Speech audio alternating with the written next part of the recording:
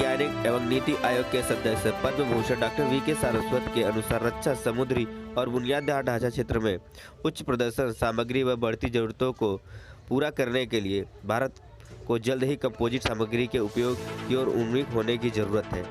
यह मुंबई के गोरेगांव स्थित बॉम्बे एग्जीबिशन सेंटर में 90वें अंतर्राष्ट्रीय सम्मेलन एवं प्रदर्शनी लगाकर देश के नागरिकों को जानकारी दी जा रही है।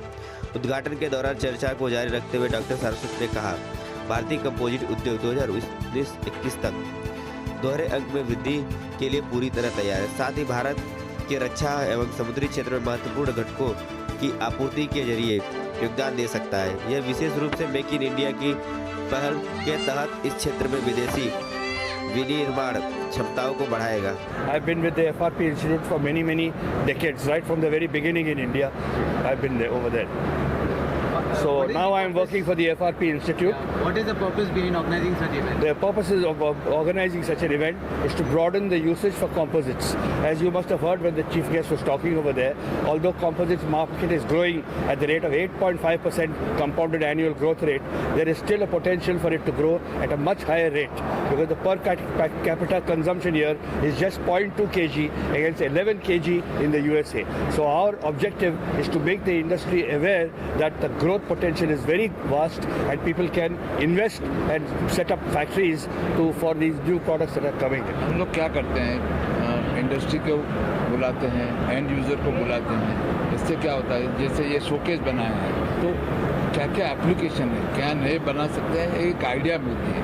जैसे आर्किटेक्ट आएंगे तो उनको जो मालूम नहीं है कंपोजिट का यूज़ तो वो जानते हैं। So our platform is interaction between end user and the moulders और द रॉ मटेरियल मैन्युफैक्चर। एक प्लेटफॉर्म मिलता है तो इंडस्ट्री में क्या चल रहा है क्या नहीं वो बता सकते हैं। देखिए, हमारे देश में एफआरपी टेक्नोलॉजी काफ़ी तेज़ी से आगे बढ़ रही है। आज का जो कॉन्फ्रेंस है उसमें भी हमने देखा कि बहुत सी इंडस्ट्रीज़ अपने इनोवेशन के साथ हमारे देश में, हमारे देश की इकोनॉमी में योगदान कर रही है। इस समय जो टोटल मैन्युफैक्चरिंग है एफआरपी के हिसाब से देखा जाए तो उसका कंट्रीब्यूशन समथिंग लाइक 2.4%। जी, हमें चाहिए कि हम इसको ज़्यादा से ज़्यादा आगे ले जाएं। उसके लिए प्रयत्न किए जा रहे हैं कि हमारे देश में इंडिजिनस मटेरियल्स मिल जाए, हमें इंपोर्ट ना करने पड़े। हमारे देश में जो प्रोसेसेस हैं, अभी पुराने प्रोसेसेस हम यूज़ कर रहे हैं जैसे हैंड लेअप, वो आजकल के दौर में जो नए प्रोसेसेस हो रहे हैं जो ऑटोमेशन के साथ उनका प्रावधान किया जाए। उस सब के लिए हमारी इंडस्ट्रीज़ जो है अभी बहुत आगे आई हैं। आप इस एग्जीबिशन में देख रहे हैं कितने अच्छे प्रोडक्ट्स बनाए हैं जो कि ऑलमोस्ट ओरिजिनल मार्बल लग रहे हैं या ओरिजिनल कॉपर या ब्रॉन्ज वैसे लग रहे हैं। इसका मतलब है हम धीरे धीरे तरक्की कर रहे हैं, पर अभी हमें आगे और जाना है।